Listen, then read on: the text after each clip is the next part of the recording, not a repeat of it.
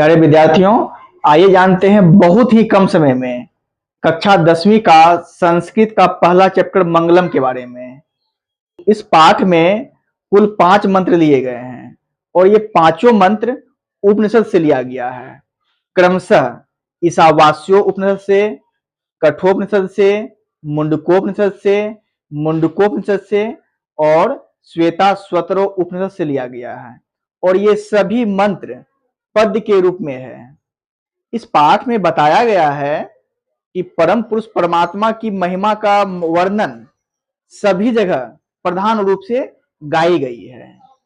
इसका प्रथम श्लोक है जो ईशावास्यो उपनिषद से लिया गया है। आइए इसके बारे में जानते हैं।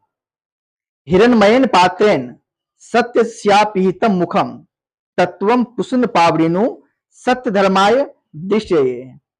अर्थात सत्य का मुख सोने के पात्र से ढका हुआ है, अर्थात हिरण्मयेन पात्रेण से ढका हुआ है।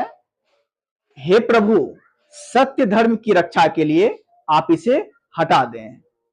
इसका भावार्थ यह होता है, जब कोई सच्चाई के मार्ग पे चलता है तो उसे कंचन और कामिनी, अर्थात कह सकते हैं कि संसार का मोह माया और यहाँ का जो धन दौलत है वो इसको ढकने का काम करता है, दबाने का काम करता है।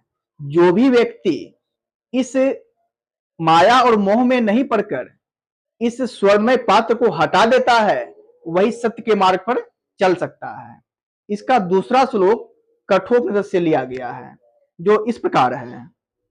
अनोर्म्यान महतो मह्यान आत्मास्य जंतोर निहितो गुहायाम तत्क्रतु पश्यति वीत शोको धातु प्रसाद महिमान प्रणः। इसका अर्थ यह हुआ, इस कठोपनिषद में आत्मा के बारे में बताया गया है। इसमें कहा गया है कि आत्मा सूक्ष्म से सूक्ष्म और महान से महान है और यह आत्मा प्राणी के हृदय रूपी गुफा में निवास करती है। जो इस आत्मा के रहस्य को जान लेता है वह शोक रहित हो जाता है और तभी वह आत्मा के महानता का अनुभव कर पाता है।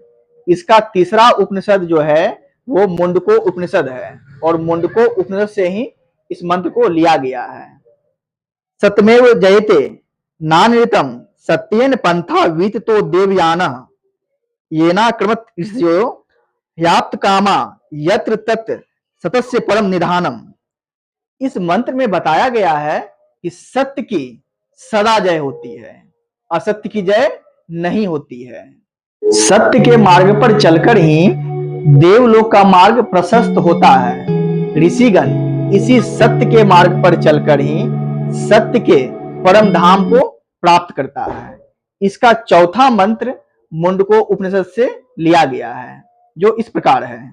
यथा नद्यः स्यन्दमाना समुद्रे अस्तम गच्छन्ति नाम रूपे विहाय तथा विद्वान नाम रूपाद विमुक्तः परात् परम पुरुष मुपैति दिव्यम।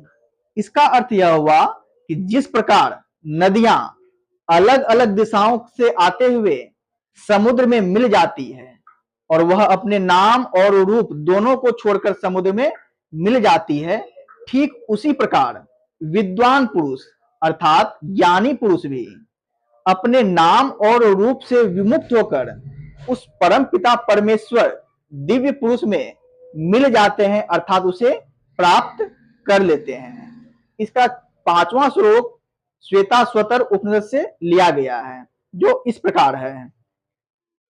वेदाहमेतम पुरुषम महांतम आदित्य वर्ण तमस परसतात तमे विदित्वादि मितुमेति नान्यः पंथा विदते नाय। मैं उस महान पुरुष को जानता हूं जो सूर्य के समान, आदित्य के समान प्रकाशमान है और अंधकार उससे बहुत ही दूर है, बहुत ही परे है।